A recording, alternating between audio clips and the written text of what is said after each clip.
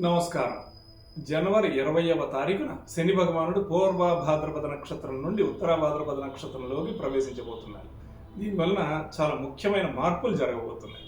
ఈ కాలంలో శని మీ జీవితంలో దీర్ఘకాలిక స్థిరత్వం, క్రమశిక్షణ ఉంటే మాత్రం విజయాన్ని ప్రసాదిస్తాడు.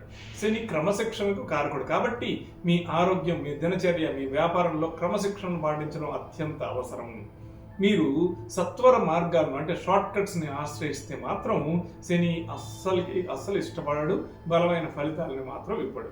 ఇదే మీ లక్ష్యం స్పష్టంగా ఉండి దీర్ఘకాలికంగా ఉంటే శని మీకు అత్యద్భుతమైన విజయాన్ని అందించడం ఖాయం.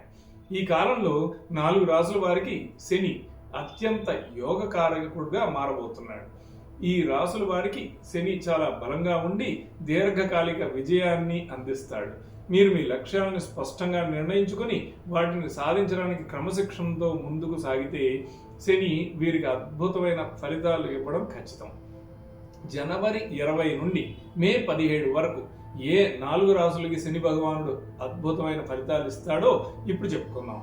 దాంట్లో మొదటి రాశి మకర రాశి. మకర రాశికి అధిపతి శని. వీరికి శని భగవానుడు చాలా బలంగా ఫలితాలు ఇవ్వబోతున్నాడు. రెండవ రాశి మీన రాశి. వీరికి ఏలినాటి శని నడుస్తున్నా ఈ సమయంలో ఆయన మీకు మళ్ళీ చాలా సానుకూలంగా మారబోతున్నాడు. మూడవ రాశి కుంభరాశి. ఇది కూడా శని రాశి. మీరు చాలా బలమైన ఫలితాలని పొందడం ఖచ్చితం. ఈ సమయంలో శని చాలా బలమైన ఫలితాలు ఇచ్చే 4వ రాశి వృశ్చిక రాశి. ఈ 4 రాశుల్లో మీది ఉందా? తప్పక కామెంట్ చేయండి.